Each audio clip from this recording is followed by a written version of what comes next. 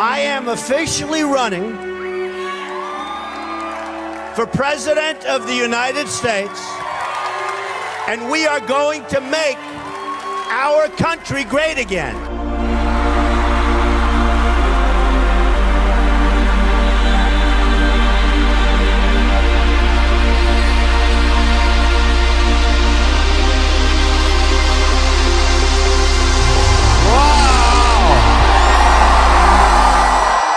Our enemies are getting stronger and stronger by the day, and we as a country are getting weaker. We are 19 trillion, it's going to be $21 trillion very soon. We have jobs that are being stolen from us by China, by Japan, by everybody. I will bring back jobs. I will strengthen our military. I'll take care of our vets. I'll get rid of Obamacare. We have people pouring across the borders that we have no idea who they are. I will build a wall. It'll be a great wall. I will build the greatest wall that you've ever seen. People will not come in unless they come in legally. Drugs will not pour through that wall. And I will have Mexico pay for that wall. Mark my words. I'm talking about a wall. See that ceiling up there? Higher. We don't want this country to fall, do we? No, we don't want it to fall. No. Build that wall, Donald J. Trump. Build that wall. And it's going to be a real wall. It's not going to be one of these jobs. You ever see the walls they build? They're 4 feet tall. Trucks drive over. They have ramps. A lot of the people that are running against me, they say, oh, well, Mexico will never do that. Why would they do that? Because they're politicians. They have no idea. They don't know business. Oh, I love Mexico, just so you understand. I love the Mexican people. I have thousands that have worked for me over the years. They're fantastic people. But their leaders, right? Do we love Mexico? We love Mexico. I agree. I am the least racist person that you have ever met. I am the least racist person. The fact is that we have a problem, George. You don't have to admit it because I know you want to be so politically correct all the time. You don't have to admit it. But we have a problem. You have a radicalization of people. They happen to be Islamic. You look at what happened in California last week. You look at people flying airplanes into the World Trade Center. And you can't solve a problem if you refuse to talk about what the problem is. We cannot continue to allow this to happen to our country. I'm partners with Muslims. They're friends of mine. They're very smart. They're great people. They got to help us. They got to help us. We have to have people turn other people in. Once they're radicalized, it's too late. Tens of thousands of people having cell phones with ISIS flags on them. I don't think so, Wolf. They're not coming to this country. And if I'm president, and if Obama has brought some to this country, they are leaving. They're going. They're gone. We have heads being chopped off because they're Christian. The world is cracking up, and they're worried about my tone. We have a problem, and the problem has to be solved.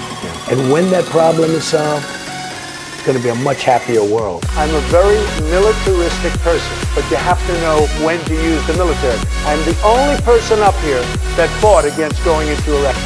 We spent $2 trillion in Iraq.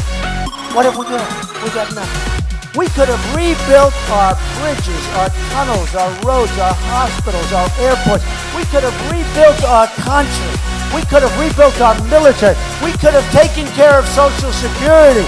We could have taken care of everything. We could have taken care of our veterans who are treated worse than illegal immigrants in many cases.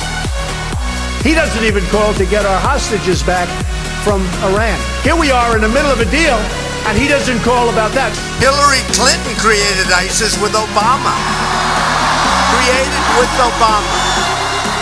The people making deals who've never made other deals ever in their lives, and these are the deals that our kids and their kids behind them are going to have to live with forever. Did anyone on your team read the text of these agreements? I believe one person may have read it at the facility, but doesn't have it. They don't possess it. What is that person's name? It's possible. I don't know for sure, but it's possible Wendy Sherman may have, but I don't know that for sure. We've empowered Iran more than Russia has? George, we just made one of the worst deals I have ever seen in deal making. I'm not talking between nations. When we gave them $150 billion, we have 24-day inspections, which don't start for a long time, and they can self-inspect, and we don't even get our prisoners back. And by the way, they don't need to create nuclear because they now are so rich with $150 billion, they can go out and buy it directly. We need our Second Amendment. We need protection, and we're going to have it. We're going to have it. When I get the right people negotiating with the right countries, we will come out on top every single time. When I was young, when I was very young, we never lost a war. They always used to say, my history teacher, the United States has never lost a war. Now we never win a war. We can't beat anybody. We can't beat anybody. We can't beat ISIS.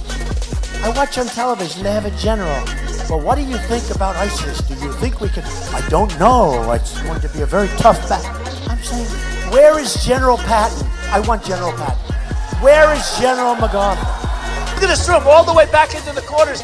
I mean, this isn't even meant for this. This is a convention center. Look at the crowd. But, you know, they don't want to do it. And even sometimes I'll say, show the crowd. And I go home, I say, I bet they should. They don't even turn it. They don't turn it. They don't want to have people see what's happening. What's happening here is a movement. I'm telling you, it's a movement. This is not, we are tired of stupid people running our government. No, we are. They're stupid people. Because you're supposed to be, like Frank says, very nice. Folks, I want to make America great again. We want to get down to brass tacks. We don't want to listen to his stuff with being politically correct and everything has. We have a lot of work to do.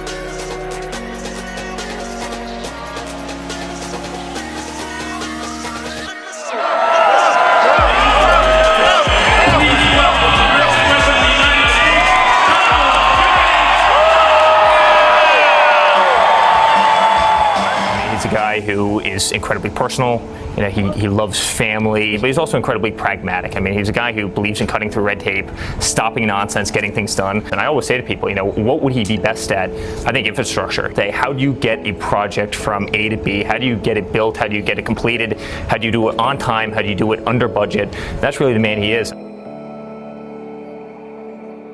Those are real letters. Those are not corporate letters. Those are not letters from These are Exxon. handwritten. Those are not letters from General Motors. Those are letters from people. Is run from a sparse fifth-floor space on a shoestring budget with the simple guiding philosophy, let Trump be Trump. What do you guys think of this helicopter? Oh, they're going to love it. Yeah. We're going to have a good time. Okay, great. They're great kids. All right, guys, you ready? It's an amazing place. How do you like that, kids, okay? We're Americans. We want Americans first. Why can't we be first?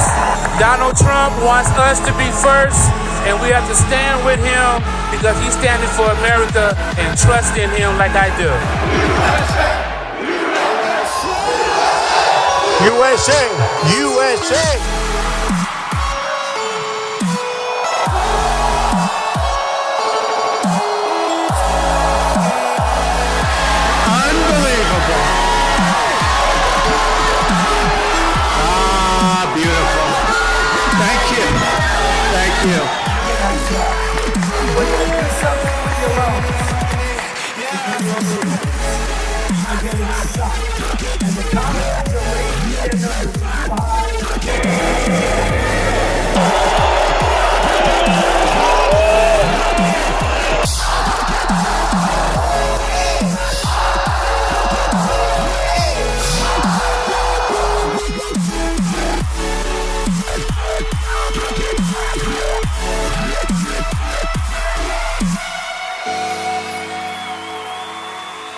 I think I can make a big difference.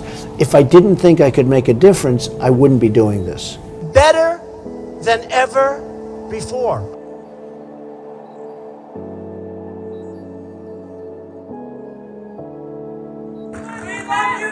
I love you too, man. That was a very tough, strong-looking guy that said that, but I still love you. Thank you very much.